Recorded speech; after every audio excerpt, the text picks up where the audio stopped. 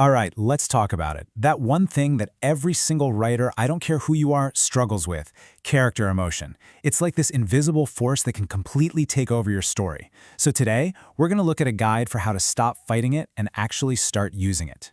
And this quote right here, it just hits the nail on the head, doesn't it? Trying to guess how your character is going to feel from one moment to the next is one of the toughest parts of the job. But here's the thing, that's not a bug, it's a feature. It's a fundamental truth of telling a good story. Your job, from page 1 to the very end, is to be a detective, tracking these feelings as they shift and change. And that leads us to this huge mindset shift. You have to let go of this idea that you're the all-powerful god of your story. Instead, you need to step into a new role. You're just an observer. Your job isn't to be a puppet master, forcing your characters to feel things. It's to create a world and then watch and see what emotions naturally come out of. Okay, so let's get into our first section.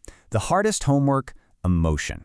And it really, really is. So let's break down why getting emotion right feels like this impossible task sometimes.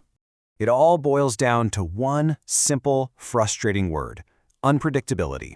You know, your characters, they aren't robots. You can't just put in a command and expect a certain emotional output. They are living, breathing beings inside your story. And honestly, they should surprise you. That's a good sign. The real skill is learning to watch and understand them as they change on their own. So if we can't just predict what our characters are going to feel, what's the plan?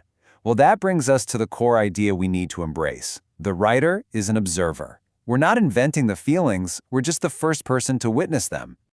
Now, being an observer does not mean you're being passive. Not at all. It means you are actively watching your story happen. You're listening to what your characters are telling you with their actions instead of shoving them down a path you already decided on. It's all about discovery, not dictation. But, okay, let's be real for a second. Just watching and waiting and not knowing exactly what's going to happen next, that's stressful. That uncertainty starts to build up, right? So what happens when that mental weight just gets to be too much to handle? Well, that pressure leads us directly into the single biggest mistake we can make when we're writing emotion. Our next section, the biggest trap, rushing. It's that voice in your head telling you to just pick something, anything, and move on. I mean, nobody likes that feeling of being lost in the woods. It's draining. And that desire to just get out of that feeling, to get to the next plot point is so natural. But giving into that impulse, well, it's a short-term solution that causes a massive long-term problem for your story. And this slide lays out the choice perfectly. On the one hand, you can make a rush judgment. Instant relief. The pressure's gone. But look what happens. You've cut off the story's growth. It's done. On the other hand, you have patient observation. Is it harder? You bet. But it's the only way to let that deep, rich, meaningful story actually have a chance to breathe and become something special. So if we know rushing is the trap, what do we do instead? We have to learn a new skill. And that brings us to our next section, the art of waiting. Specifically, waiting to find something the source material calls the seam. This is such a cool concept. The seam, or iamsa in the original Korean, isn't about just one character having a big feeling. No, it's that magical, perfect moment where the separate emotional journeys of your characters suddenly intersect and line up. It's the point where you can finally stitch them together and push the whole story forward in a powerful way. So how do you find this magical seam?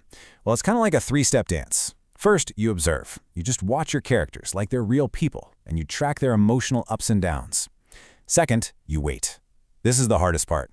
You have to fight that urge to jump in and just force things to happen. And third, you act. The moment you spot that seam, that point of connection, bam, you grab it, you fit it into place, and that's what sets the true direction for your story. And this is where we get to the ultimate payoff. Because finding the seam isn't just about making one scene work. It's about how you finally gain real control over your entire story. Which brings us to our final section, how to maintain direction. And here it is, the big secret. Real narrative control doesn't come from brute force. It doesn't come from pushing your characters around. It comes from understanding their emotions so well that you know the exact right moment to connect their stories.